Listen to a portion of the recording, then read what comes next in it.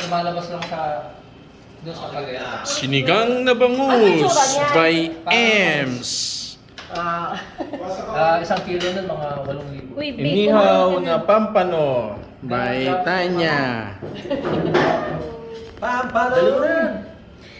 Uy, let it. Inasal chicken by Kuya Dani. Uy, kumain ka na muna. Kaya, kain ka na muna. All time favorite by Moto J. Uy, ito na yung plato. Patay tayo dyan. Tingnan ko dyan.